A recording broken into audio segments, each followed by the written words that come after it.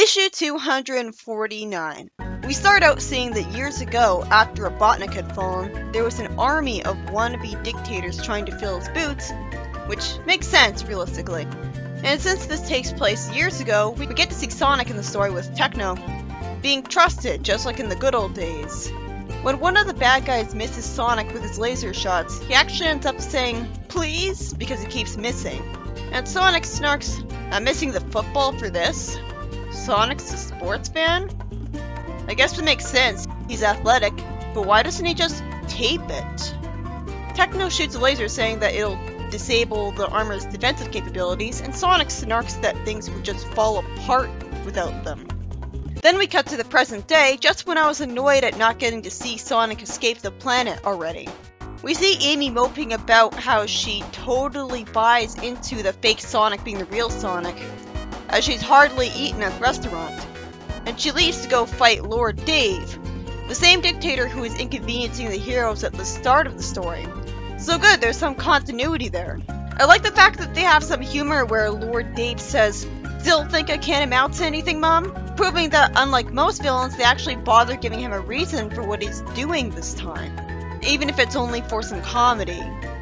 There's some charm as it turns out Tails has been rehearsing his epic one-liners all day, and Amy snarks that if Dave surrenders now, the pain will stop, only for her to get hit by a laser by him as a punishment for idiotically standing there and talking.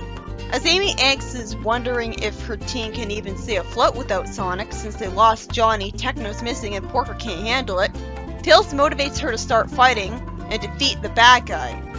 Wait, that was it? When are they going to show us how the hell Sonic left the planet exactly? That seems like a way bigger priority than showing us a padding story where, duh, of course Amy would be worried about managing without Sonic. I kind of assumed that. We could have had her think about that in a text box and have the story dedicated to something else instead of being mostly her angsting and Tails fighting a villain that's totally non-threatening. Although I guess it kind of, like, in Fleetway Sonic, the pacing is often so fast that we don't ever get to see what any of the characters think about the events. So I guess the story was good to show Amy's reaction to the previous events. But did we need an entire story dedicated to this? It feels like nothing really happened here, just some minor villain being attacked that has nothing to do with anything. Well, I guess that's my summary right there then. The story was by Charles Ellis. In the next story, Set reminds us that he needs the Eternity Ring now in the recap that wastes our time. So I guess the reason Sonic doesn't go through the Ring of Eternity to leave Mobius is because it actually vanished for some reason, and Set's trying to get it back. If Set didn't make it disappear, who did? Not only was there a villain in the form of Set making Shortfuse's armor go crazy, but it was also some other villain?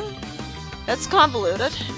Anyways, thanks to Techno inspiring them, Set's slaves are planning a revolt, and after Techno gets attacked and the ceiling starts to collapse, Techno calls Set out on forcing her to stay in the dimension where she was gradually losing her mind. And she points out that, yeah, she did kind of feel like she was going crazy there, as a justification for... I was really proud of her because she actually dealt with him properly, after just one story where we saw him again. I guess I was anticlimactic, but it's better than her being an enragingly stupid idiot. And I like that Shorty has to ask Techno if she's alright, and asks her what happened back there. Proving that the comic's not trying to portray her as a monster just because she did the right thing, because she's feeling guilty. I mean, she's always been the more morally great freedom fighter. She used to work for Eggman as an engineer. She got sent on a mission against Amy, and when Shortfuse asked her to blow up the inhabited chemical plant zone, she agreed with no hesitation. So this is another thing I find refreshing about her. Well, Fiona is traitor, but she would never betray the freedom fighters. But the point is that she's kind of like her, because Fiona worked with Bean and Bark, and Bean and Bark would later work for Eggman. It's kind of like that. I really like that about her. In the next story, it's been over a day since Amy and Techno left for Coal Creek Zone, and with the higher-ups at Ocean Falls waiting for them during their high-class tea party, we see Amy and Techno flying an airship over to them, with Techno being smart because she emails them the photos she took of Fang's invasion plan to the Zone Leader just in case. She took a photo? Wouldn't Fang have confiscated her phone and it wouldn't be anywhere near her when she'd escaped the cell? Fang's airship rams theirs, and there's some charming dialogue with them holding parachutes where Techno says, "Good job, you started pressing random buttons, Amy. I figured the big red button would be a self-destruct or something." It's great writing to justify how she knew which button to press for it. She didn't. Also, good job instead of good thing. I've seen that since very early on in the comic. That must be a Britishism. It doesn't really make any sense to me. Amy lampshades how lucky they were, and Fang tries to shoot them, fortunately justifying that he survived his own airship wreck because he had a parachute. He makes a pun based on his own name, though I'll forgive it here because it was inevitable with the name Knack. And he sends his army after Amy and Techno. I guess they all had parachutes too. Wouldn't the airship exploding or something have destroyed them? Did we really have to have Amy say last issue?